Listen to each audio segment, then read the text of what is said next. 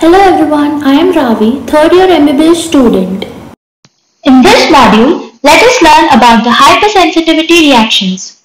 Hypersensitivity is an immune response that causes diseases. Generally, it is an exaggerated or inappropriate immune response.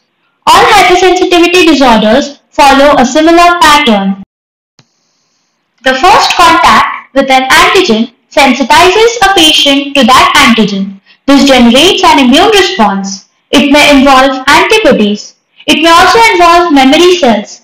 The second contact with the antigen results in the hypersensitivity reaction and patients develop symptoms from an overreaction of the immune response.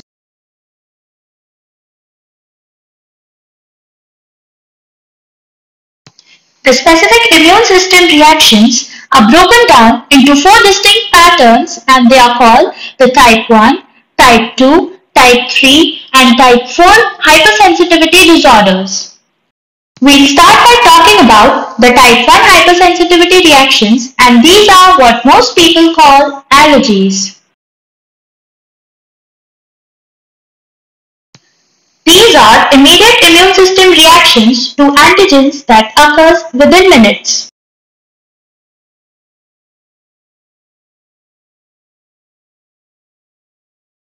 Some of the common triggers of type 1 reactions are things like pollen, pet dander, and peanuts.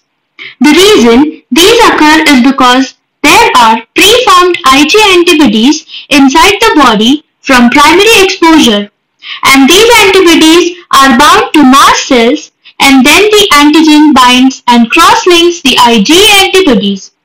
As a result, the mast cell degranulates and releases its contents into the tissues, what causes the symptoms. IgE antibodies, susceptible individuals make IgE antibodies to antigens where other people do not. The majority of people instead make IgG antibodies and they do not have hypersensitivity response. The IgE that is synthesized in the susceptible individuals comes from B cell class switching. This is driven by Th2 T helper response, which is a part of humoral response. A key cytokine is IL-4. IL-4 triggers the B cells to class switch and produce IgE, and it's very important in type 1 hypersensitivity reactions. IgE does not activate complement and the complement system is not important component of the type 1 reactions.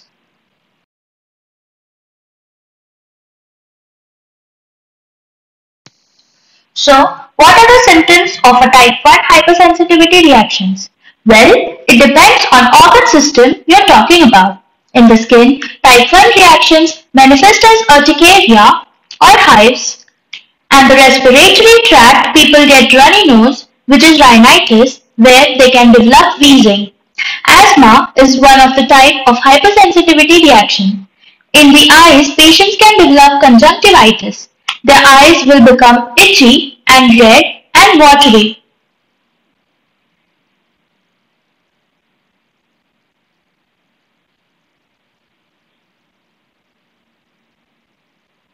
And then in GIT, they can develop diarrhea. Anaphylaxis is an example of a systemic type 1 hypersensitivity reaction. Patients who get anaphylaxis develop itching and diffuse hives and erythema. They will develop respiratory distress from bronchoconstriction. They can develop hoarseness of voice because their larynx will swell and become edematous. They can also get GI symptoms like vomiting, cramps, and diarrhea, and this can lead to shock and death. The treatment of choice for anaphylaxis is epinephrine. It will vasoconstrict to raise the blood pressure, it will dilate the bronchioles, and it will help relieve many symptoms. Patients who have a history of anaphylaxis often carry what's called an EpiPen around with them so that they can administer epinephrine to themselves if they develop one of these reactions. Some examples of type 1 hypersensitivity reactions. Well, asthma is a classic one. In asthma, patients' mast cells degranulate in response to allergens and they develop wheezing and shortness of breath. Some penicillin drug allergies are type 1 reactions, especially patients who get urticaria or hives after receiving penicillin. Some seasonal allergies are caused by type 1 hypersensitivity reactions. These are often referred to as allergic rhinitis. Allergic conjunctivitis is a type 1 reaction, so is a peanut allergy which many children have, and also a shellfish allergy which many people have as a food allergy. Mediators of type 1 reactions. One of the most important is histamine. It leads to vasodilation, which causes warmth of the skin. It also leads to increased permeability of venules, causing swelling, in addition to smooth muscle contraction. This can lead to bronchospasm. Other important mediators are derived from arachidonic acid. These include leukotrienes, prostaglandins, etc. They can be produced quickly as a part of early phase, and they can also be produced later as a part of late phase. I've listed some of the prostaglandins and leukotrienes on this table on the slide that I think are most relevant. One of the most important is PGE2.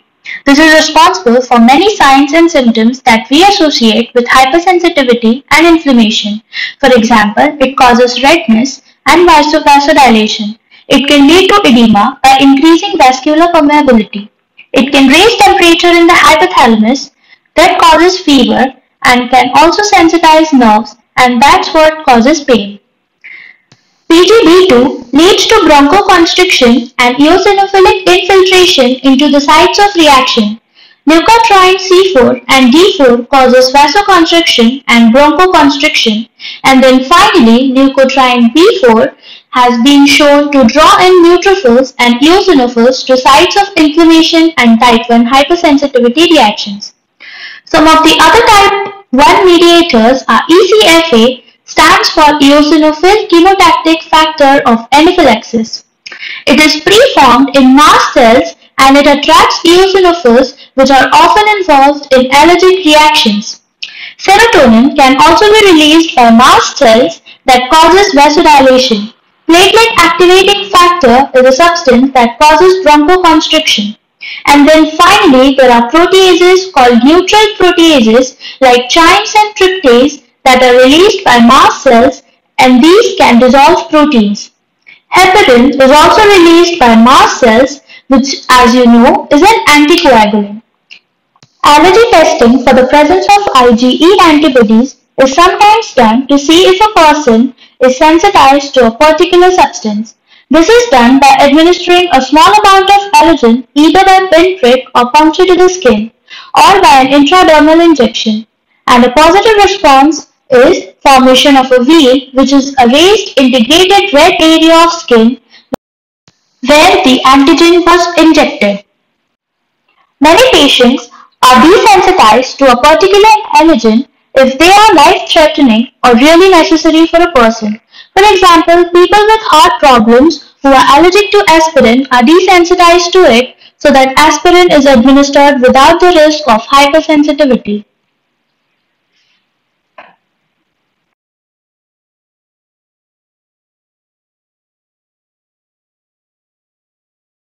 Moving ahead, let's talk about the type 2's hypersensitivity reaction, and these are autoimmune disorders where antibodies attack our own cells or tissues. In type 2 hypersensitivity reactions, antibodies like IgG and IgM are directed against our own tissue antigens. They bind to and cause damage of normal structures in the body. There are three mechanisms by which these antibodies cause tissue and cell damage. This can be through phagocytosis, through complement-mediated lysis, or through antibody-dependent cytotoxicity. In some of these disorders, antibodies bind to cells and those cells are consumed by phagocytosis. Phagocytes like macrophages will recognize either the Fc receptors and the IgG antibodies or C3b from the complement pathway. Damage can also occur to cells and tissues through complement.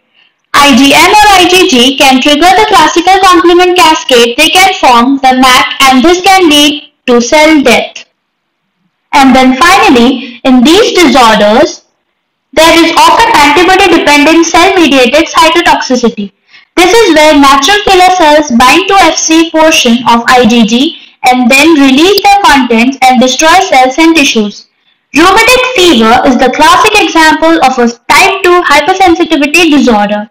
In rheumatic fever, strep antibodies cross-react with cardiac myocytes. This can lead to myocardial damage and damage to the heart walls. Another classic example is exposure to the wrong blood type. If you are exposed to the wrong blood type, you may have lysis of RBC. This is what causes erythroblastosis fetalis when Rh negative mothers have Rh positive babies. Another example is autoimmune hemolytic anemia. In this case, antibodies bind to and destroy red blood cells. Other examples are Mycoplasma pneumonia, pemphigus vulgaris, which is a skin disease where antibodies are directed against desmosomes in the epidermis. Good-Pasteur syndrome. This is a condition where patients develop the nephritic syndrome and pulmonary hemorrhage, and it's caused by antibodies against type 4 collagen.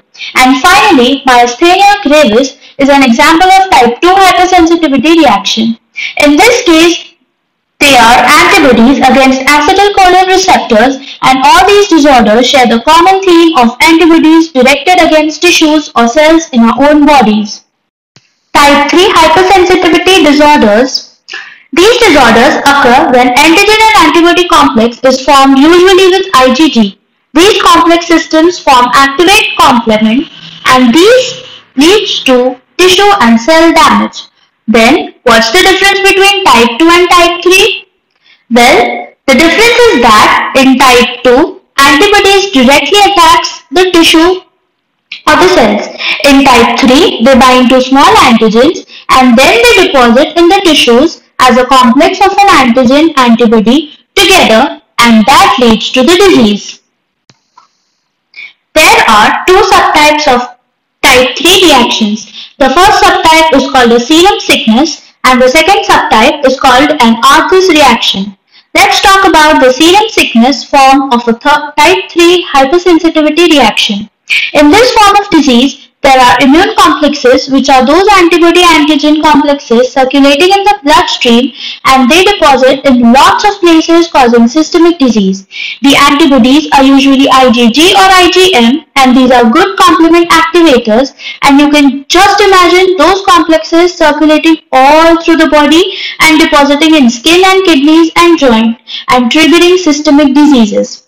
Once they are deposited, they trigger immune responses from complement activation, and in addition, they activate macrophages and neutrophils via their Fc receptors, which serve to bind to these cells.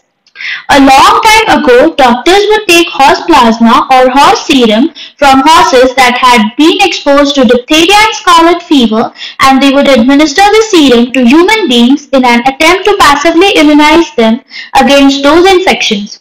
What they saw is about 5 to 10 days later, the people who received the horse serum would develop a classic triad of fever, rash, and arthritis. What was happening is the patients were serum antigens and immune complexes of horse antigens and antibodies were depositing in the skin and joints of the patients to show the classic triad of symptoms. So, patients who have a classic serum sickness type 3 reaction can get urticaria and palpable purpurea. They often have no serum complement levels because these immune complexes consume the complement proteins.